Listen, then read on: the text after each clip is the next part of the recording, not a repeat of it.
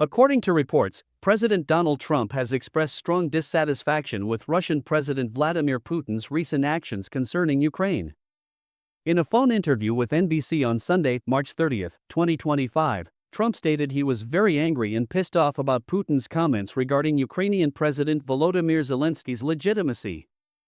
Putin had proposed a transitional administration for Ukraine under the auspices of the United Nations, which directly questions Zelensky's authority and Ukraine's sovereign decision-making. Trump criticized this stance, indicating it was not going in the right direction. Trump's remarks came at a time of heightened global concern over Russia's increasing assertiveness in Eastern Europe. His criticism of Putin's proposal to place Ukraine under a transitional administration was rooted in the belief that such a move disregards the will of the Ukrainian people and undermines a democratically elected government.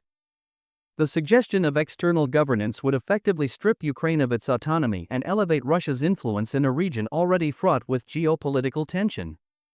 Trump emphasized that the international community must respect Ukraine's right to self-govern and must not tolerate any interference that compromises democratic principles. In response to Russia's escalating actions, Trump announced a serious consideration of imposing secondary tariffs on Russian oil exports. He indicated that if no resolution is achieved and Russia is found responsible for further aggression, the United States would implement a 25% tariff on all oil imported from Russia. The goal, according to Trump, is to exert economic pressure on the Kremlin and force a reconsideration of their current trajectory. This proposal marks a significant move, especially considering Russia's prominent role in global energy markets. The imposition of such tariffs carries major global implications. Russia is one of the world's largest oil exporters, and a 25% tariff on its oil could lead to notable shifts in global oil prices. Energy markets, which are already volatile due to geopolitical unrest, may face increased instability. Moreover, U.S. allies who rely heavily on Russian oil might experience secondary consequences, potentially sparking diplomatic tensions with nations that feel the impact of reduced supply or higher prices. Despite this, Trump maintained that the need to counter Russian aggression outweighs these potential economic challenges. At the same time, developments in Europe have taken a dramatic turn. French President Emmanuel Macron and UK Prime Minister Keir Starmer have publicly affirmed their commitment to Ukraine by stating their willingness to send troops to aid the country. Their support is conditional on a ceasefire agreement but signals a growing readiness among European leaders to take more direct action.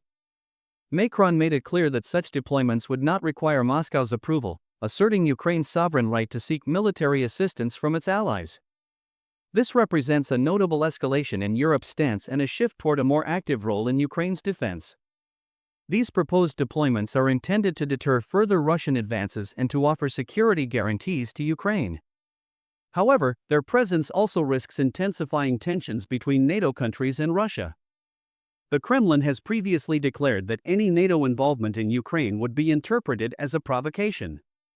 Thus, the arrival of European forces could lead to retaliatory responses, deepening the conflict and raising the specter of direct confrontation between Russian and NATO-aligned forces.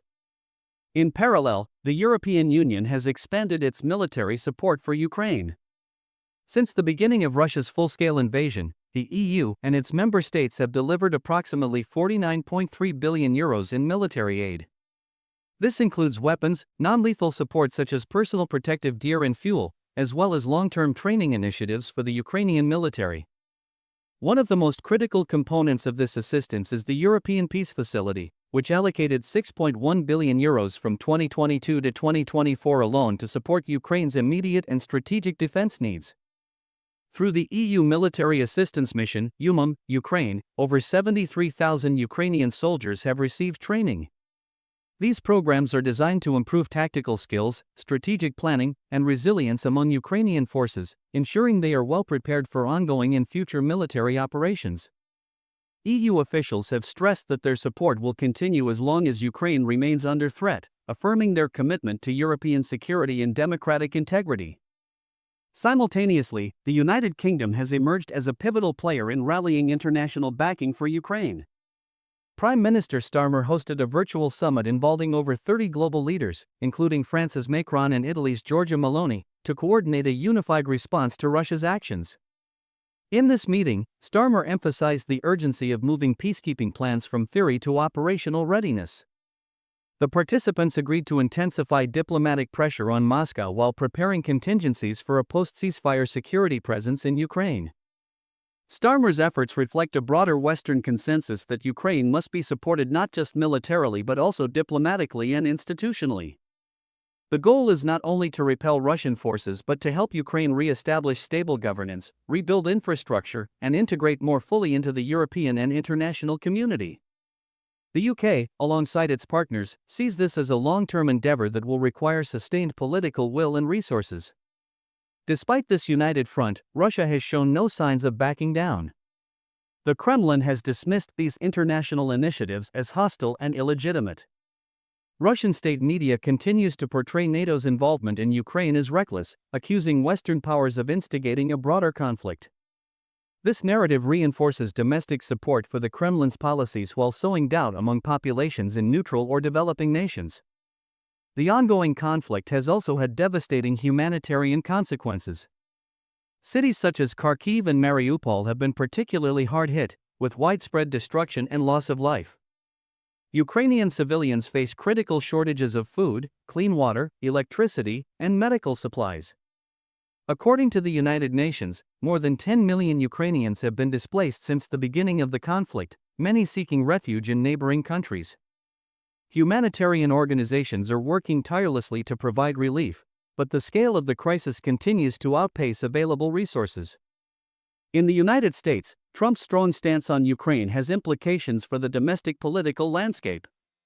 As the 2024 presidential election looms, Trump's foreign policy rhetoric could shape public perception of his leadership capabilities. His tough talk on Russia, particularly the economic threats and his condemnation of Putin, marks a shift from earlier perceptions of his administration's approach to Moscow. This repositioning may influence voter sentiment and become a key issue in campaign debates. Economically, the war has created widespread disruptions. Global supply chains for essential goods, especially food and energy, have been significantly affected. Ukraine is a major exporter of grain, and Russia is a leading supplier of energy. Interruptions in these sectors have led to spikes in global prices, contributing to inflation and triggering unrest in vulnerable countries. Many developing nations dependent on these resources face increased hardship, underscoring the global interconnectivity of modern economies. As the situation continues to evolve, world leaders are under immense pressure to find a resolution that upholds international law, secures Ukraine's sovereignty, and prevents further destabilization. Trump's warnings to Putin, Europe's military readiness, and ongoing diplomatic efforts demonstrate the gravity with which this conflict is being addressed. The path forward remains uncertain, but the stakes are clear. Global peace and security hinge on the decisions made in the coming weeks. Stay tuned for further updates as this critical situation unfolds. Don't forget to like, share, and subscribe for ongoing coverage of this developing story.